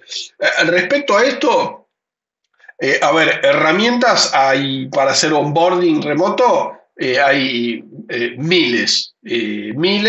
La UIF obviamente no homologa ninguna de ellas. El tema es que se cumplan los criterios normativos, ¿ok? Pero ustedes podrían contratar, si no sé si tienen, si están interesados incluso en hacerlo, pero podrían contratar cualquier herramienta de onboarding en tanto y en cuanto cumpla estos preceptos. Continuemos. Bueno, debida diligencia, venimos mencionando estos conceptos hace rato. ¿De qué se trata? La debida diligencia se calibra según el riesgo. Simplificada es cuando hay baja exposición demostrable de riesgo de lavado, clientes de riesgo bajo, normal para la mayoría de los casos, y reforzada cuando el perfil, la jurisdicción, el canal o el comportamiento elevan el riesgo. Dentro de eso podría ser que el cliente es PEP, que la jurisdicción sea alguna de esas que hemos mencionado de las listas de Gafi, o alguna cuestión del comportamiento del cliente requiere que se le eleve el nivel de debida diligencia. La reforzada puede incluir verificación ampliada, fuentes adicionales, límites más bajos, mayor frecuencia de monitoreo o directamente la aprobación para operar por parte del oficial de cumplimiento. La elección del nivel debe sustentarse con la evaluación y dejar evidencia clara del análisis realizado. Y bueno, y acá hay un pequeño resumen: simplificada, evidencia de bajo riesgo; normal, alcance estándar con controles proporcionales; reforzada, verificaciones y monitoreo intensificados. Acá tenemos el concepto de vía de diligencia continua y la actualización de legajos. Bueno, conocer al cliente no es un evento único, esto es una obviedad, y se mantiene durante toda la relación comercial. La actualización periódica de datos, la verificación de la vigencia documental y el seguimiento del perfil son obligatorios. Cambios significativos en la actividad del cliente, ingresos, patrones, países, demandan posiblemente una recalificación, que esto puede ser para arriba o para abajo, puede pasar de riesgo bajo a medio o alto, o la inversa, de alto a medio bajo. Y si corresponde, aplicar medidas adicionales. La gestión de legajos debe ser ordenada, accesible y segura, permitiendo responder rápidamente a requerimientos internos y regulatorios ante una potencial auditoría. Bueno, acá vamos a ver un tema muy importante, si se quiere el más importante de todo, que es el tema de las inusualidades y los ROS, los famosos ROS, que son los reportes de operación sospechosa. Acá el tema es el siguiente: una vez detectada una inusualidad, que es un desvío en la operatoria que Argenpero espera de un cliente, lo que hay que hacer es recopilar evidencia.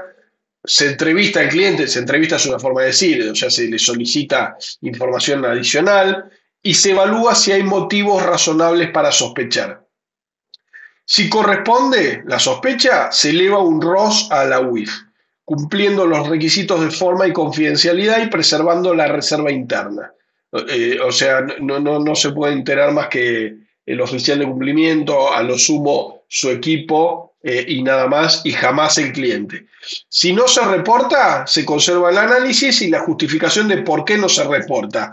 Yo podría tener un desvío en una operatoria de un cliente que, no sé, habitualmente hace una remesa, pongamos por caso cualquier cosa, $100, ok, se encuentra bajo el umbral que espero que ese cliente opere mensualmente.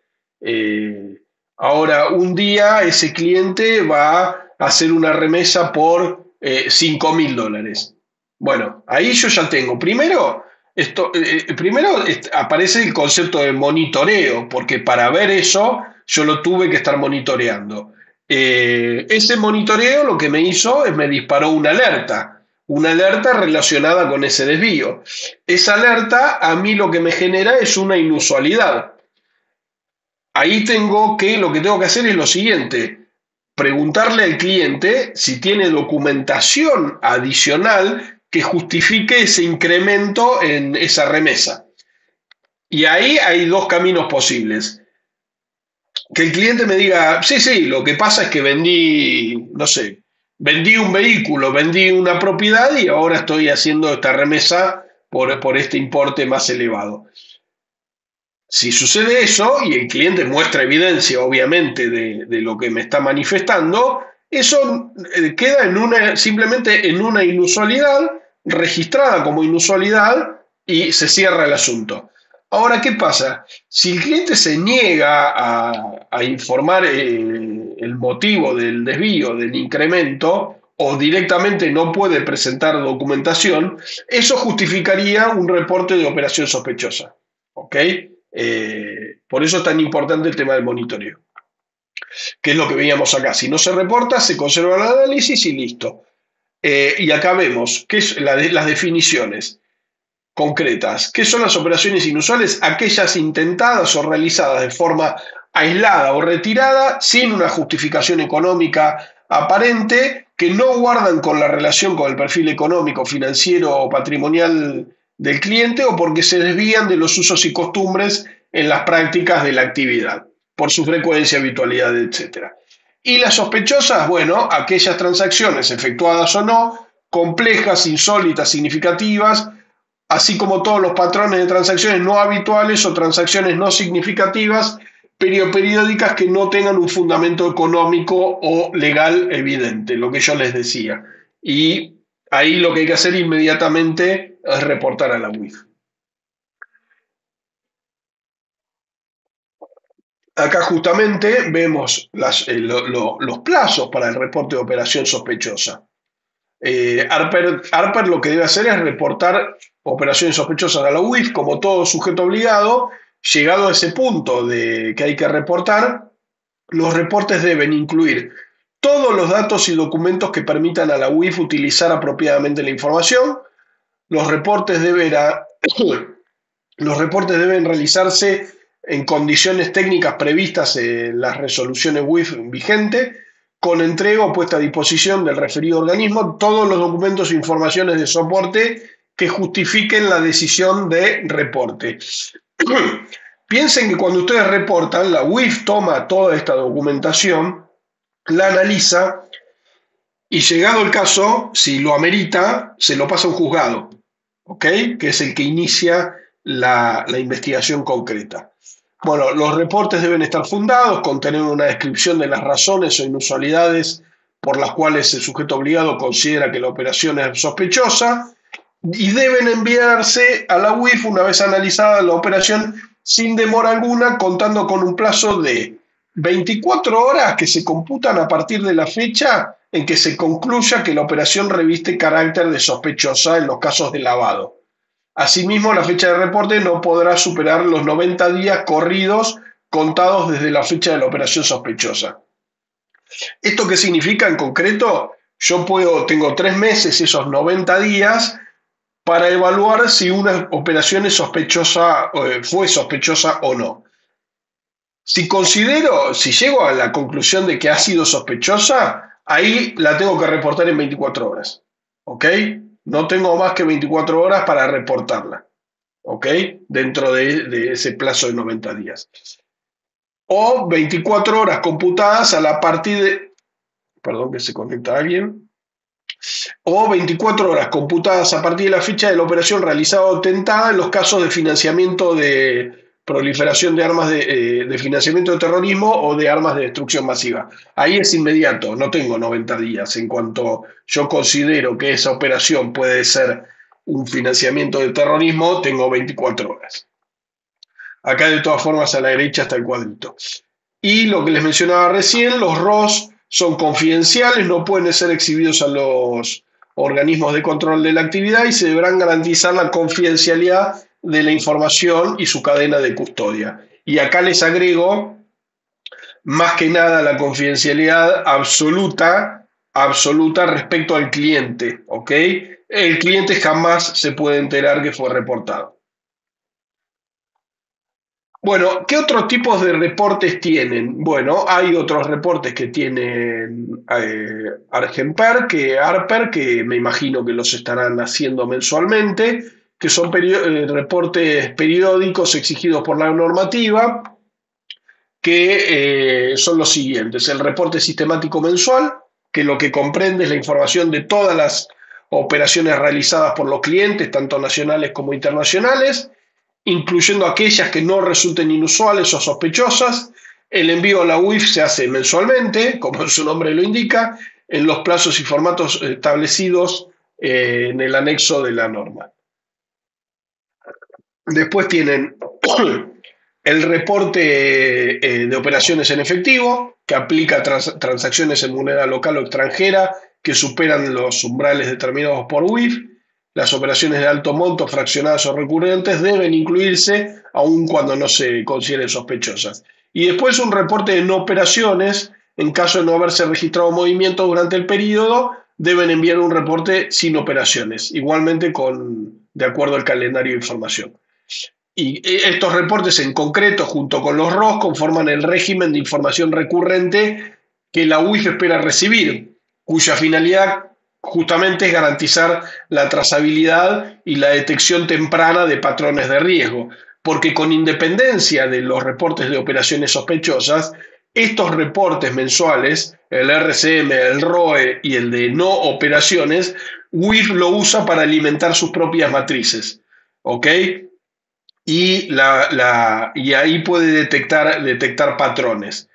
No solo se nutre, en este caso en particular, de los de Harper y el resto de colegas, sino de todos los sujetos obligados. Porque para reportar esto hay que especificar la identificación de los clientes, etc.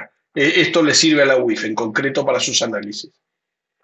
Bueno, llegamos al punto de la auditoría interna y la revisión externa independiente, lo cual constituyen los pilares de control que garantizan la calidad y efectividad del sistema de prevención. Se supone que su función no es simplemente formal, sino que implica un análisis profundo sobre la adecuación de los controles, la eficiencia de los procedimientos y el cumplimiento efectivo de las obligaciones regulatorias. ¿Ok? Estas dos instancias son las que nos van a dar la certeza de que lo que estamos haciendo en el día a día es correcto o requiere algún tipo de ajuste.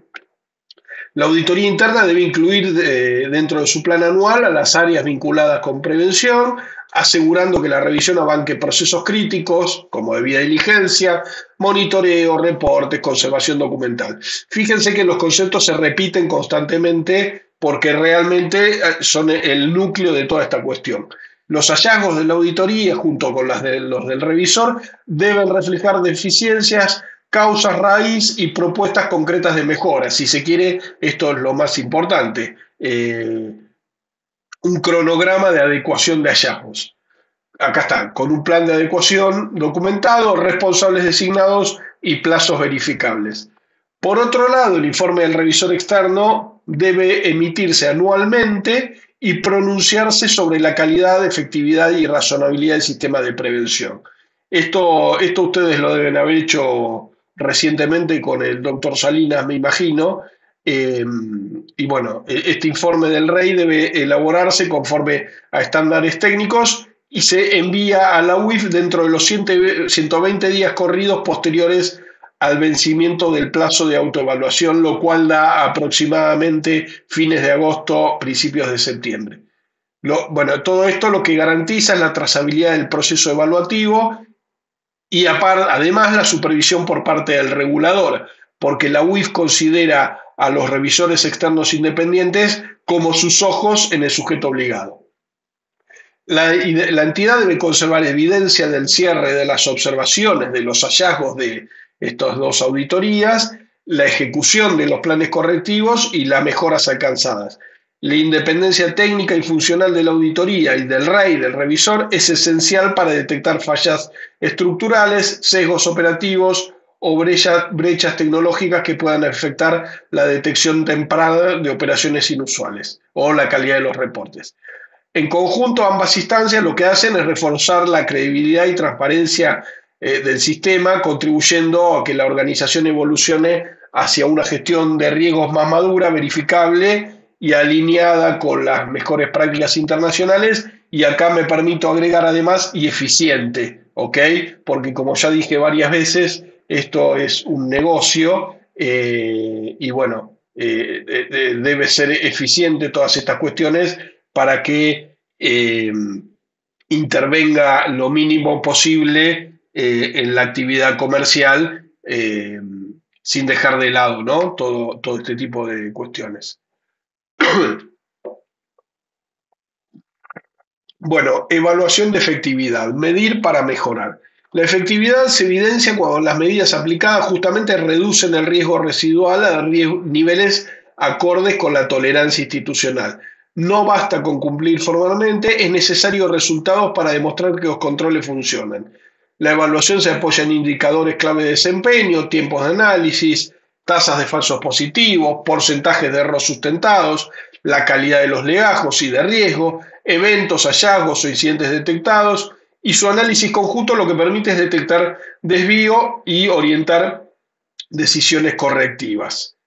Los resultados deben impulsar ajustes operativos, lo que hablábamos recién. La idea es esa justamente, que luego de las auditorías y de sus conclusiones yo pueda ajustar lo necesario para optimizar reglas de monitoreo, reasignar recursos, fortalecer capacitación, incorporar mejoras tecnológicas o lo que sea que haga más eficiente el conjunto.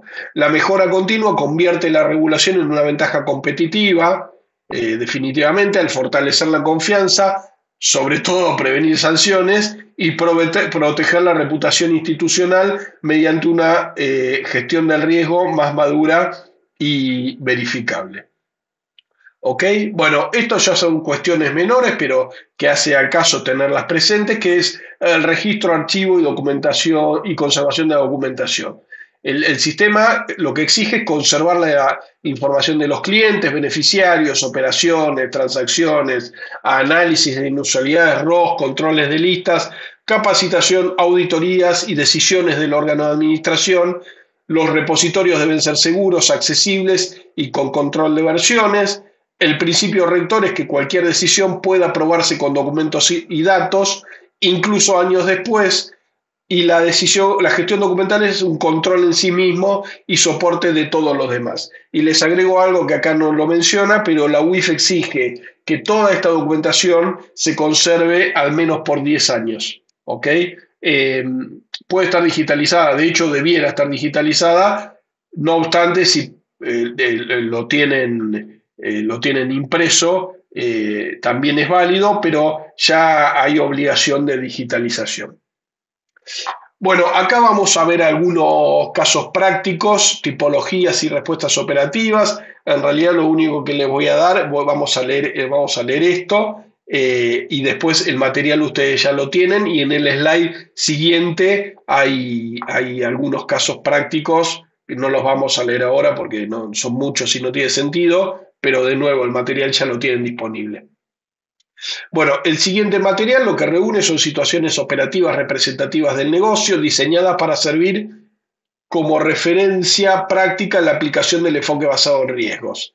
Los ejemplos reproducen comportamientos detectados con frecuencia, que son los que venimos hablando, múltiples remitentes hacia un mismo beneficiario, operaciones fraccionadas cercanas a umbrales, uso de cuentas o intermediarios sin justificación, envíos súbitos a jurisdicciones sensibles, reintentos de operaciones previamente rechazadas, y cada caso lo que describe, o sea, cada caso de los que buscamos, lo que describe es un proceso analítico completo, con identificación de señales de alerta, evaluación del nivel de riesgo, requerimientos de evidencia adicional, decisión documentada de continuidad, refuerzo reporte de la UIF y registro formal del análisis. El propósito justamente es consolidar un marco homogéneo que permita alinear criterios, mejorar la trazabilidad y fortalecer el criterio operativo de aquellos que intervienen en la detección, análisis y mitigación de riesgos. El compendio de lo que vamos a ver queda disponible como herramienta de consulta permanente destinada a facilitar la capacitación interna y el análisis de operaciones y la actualización periódica del sistema de cumplimiento. Y acá vemos, y tenemos 15 casos, en base a lo que les comentaba recién. Después el material seguro lo van a distribuir internamente. Pueden consultar alguno de estos ejemplos que, bueno, no los vamos a leer ahora porque si no, sinceramente, no terminamos más. ¿Qué más tenemos? Bueno, estamos llegando al final. Creo que este es el último o anteúltimo slide. ¿Y de qué se trata? Bueno, de tender hacia una cultura de cumplimiento sostenible, que el cumplimiento efectivo tengamos presente que no se logra con esfuerzos aislados sino con constancia, revisión continua y compromiso colectivo de todas las partes, cada una en el rol que le toca. Un sistema sólido lo que requiere es mantener actualizadas las políticas, matrices, procedimientos, capacitar periódicamente al personal, evaluar con indicadores concretos si los controles realmente mitigan los riesgos y que realmente, y esto se lo digo a todos mis clientes, la finalidad no es acumular documentación, definitivamente, sino prevenir riesgos reales, anticipar alertas y responder con solvencia ante el regulador y las auditorías. Yo soy un convencido de que mantener activo este circuito brinda una eficiencia que no solo protege a la entidad de sanciones, de sumarios, sino que otorga un beneficio comercial adicional. ¿Okay? Y la realidad es que toda la industria está tendiendo cada vez más a implementar este tipo de controles. Y por industria no me refiero a los colegas de ustedes que realizan esta actividad, sino a todos los sujetos obligados en general, que cada vez hay más. En concreto, lo importante es fortalecer la gestión preventiva y consolidar el aprendizaje institucional, revisar las matrices de riesgo, umbrales, reforzar los procesos de verificación no presencial, asegurando autenticidad de la identidad, validez documental, etc. Optimizar la documentación de análisis y las decisiones, consolidar la documentación entre las áreas, eso es muy importante, para que la información fluya, para que todos los sectores mínimamente entiendan por qué están haciendo lo que están haciendo, por qué el oficial de cumplimiento y sus colaboradores solicitan lo que les requieren. Es importante que mínimamente se entiendan los motivos. En definitiva, el cumplimiento, acá lo que les mencionaba, no es tarea de un solo sector, sino que cada persona tiene un rol en la identificación, gestión y reporte de riesgos, y que básicamente la solidez del sistema en mayor o menor medida depende de todos y se demuestra cuando las acciones diarias reflejan los valores institucionales de transparencia, responsabilidad y mejora continua. Cumplir eficazmente es, en definitiva, proteger la reputación, fortalecer la confianza y asegurar la sostenibilidad del negocio de manera íntegra y profesional, que es lo que les mencionaba recientemente. A ver, y bueno, y hasta aquí hemos llegado. Obviamente, si alguien tiene alguna pregunta, consulta, está abierto el espacio para que la hagan, no hay ningún problema. Si quieren levantar la mano o abrir micrófono, no tengo ningún inconveniente. Sí, ahí, bueno, no sé quién es, pero dice no name, pero decime.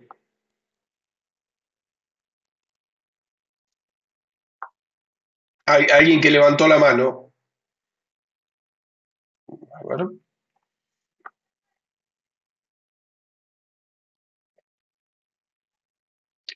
Bueno, no, se habrá confundido. No sé si alguien más tiene alguna pregunta.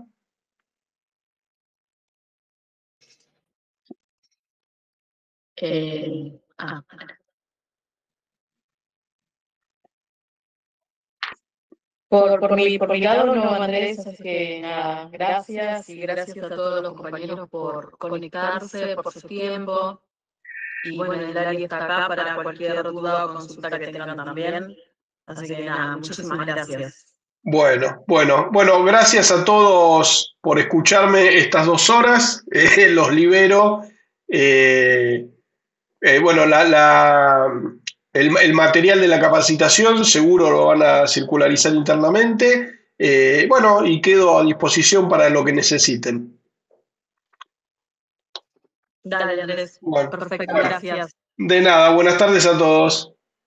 Hasta luego, buenas tardes. Adiós, chao, chao.